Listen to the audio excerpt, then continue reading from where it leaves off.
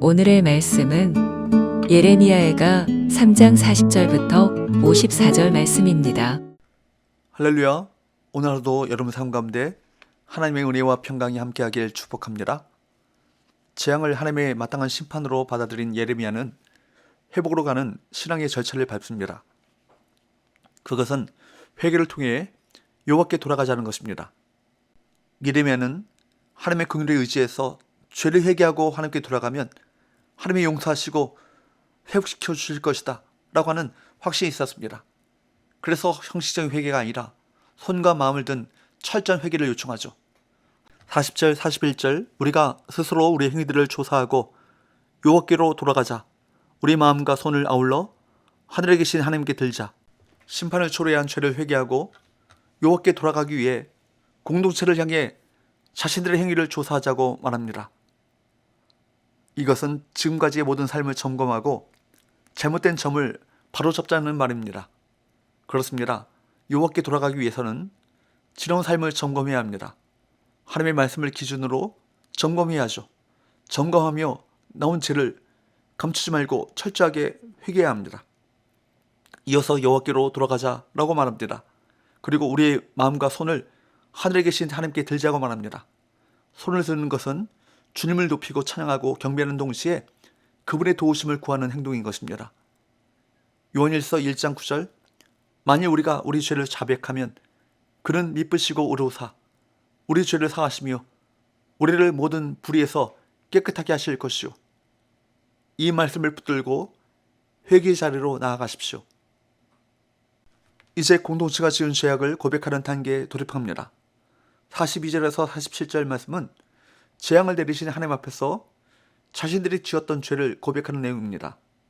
42절 우리의 범죄함과 우리 반역함을 주께서 사하지 아니하시고 예레미야는 공동체의 범죄함과 반역함을 고백하고 있습니다. 범죄함 이것은 실제적이고 구체적인 범죄를 뜻합니다.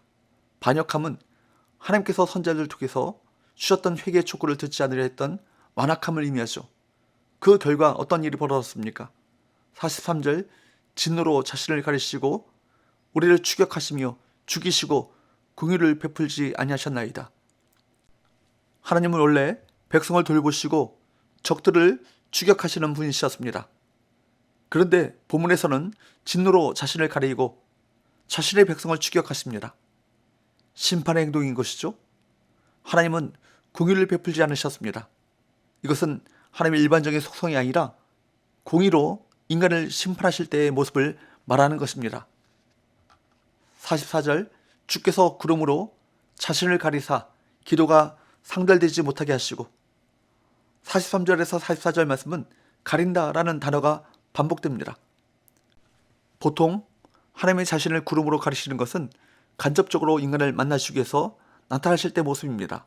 누구든지 하나님을 직접 뵈면 살아남을 수 없기 때문입니다.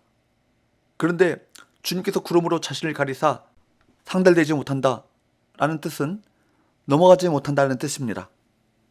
그들이 다급한 상황에서 어떤 기도를 드린다 할지라도 그 기도가 구름을 뚫고 하나님의 존전으로 넘어갈 수 없다는 것입니다.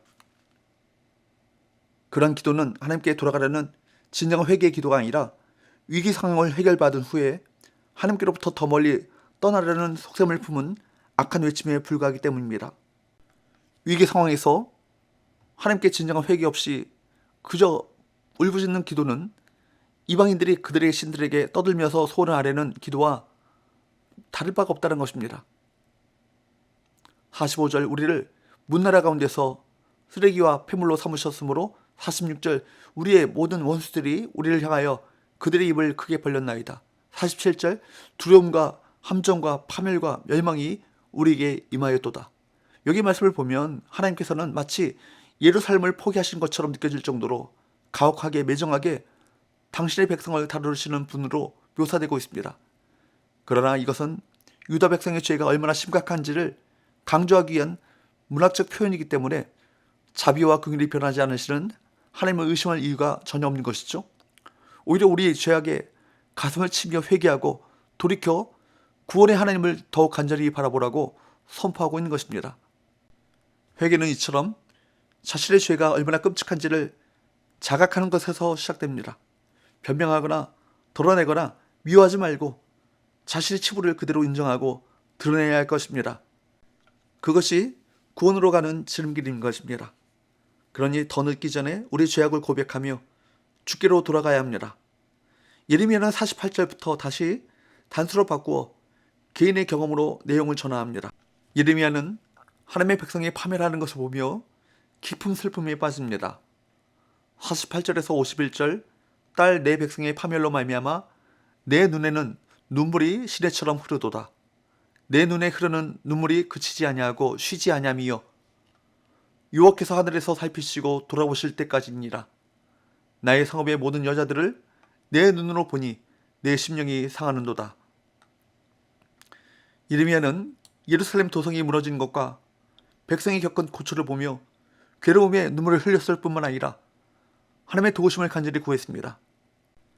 그리고 그 시점에서 사람들에게 까닭없이 미움을 받아 생명의 위협까지 받았던 자신의 아픈 경험을 다시 떠올리고 있습니다. 52절에서 54절 나의 원수들이 이유 없이 나를 새처럼 사냥하는도다.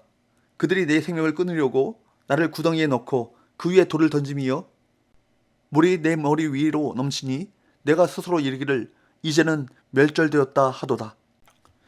실제로 예레미야는 유다가 곧 망할 것이다 라고 그렇게 예언했기 때문에 동족들에게 많은 미움을 받았습니다.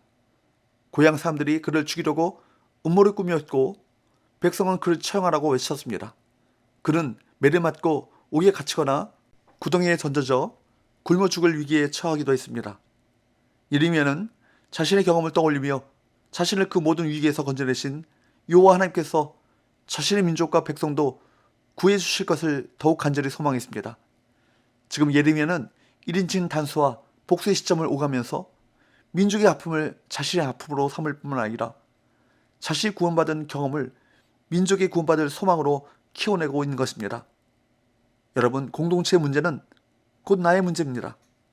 모른 척하거나 나만 살면 된다는 이기적인 태도를 취해서는 안 될 것입니다. 우리 문제를 나의 문제로 끌어안고 함께 슬퍼하며 함께 죄를 고백하고 함께 주 앞에 나아가야 할 것입니다. 주님께서는 당시 백성이 한 사람도 멸망하지 않고 회개에 이르기를 원하시기 때문입니다. 우리를 구원하신 주님께서 저들도 구원해 주시기를 바라며 함께 울며 기도하는 저와 여러분 되시기를 주님으로 축복합니다. 기도합시다. 하나님 아버지, 우리의 죄악, 공동체의 죄악을 끌어안고 진심으로 회개하고 눈물로 탄식하며 하나님 앞에 나가게 하셔서 하나님의 긍휼과 자비를 덧입게 하여 주옵소서. 예수의 거룩하신 이름으로 기도합나이다.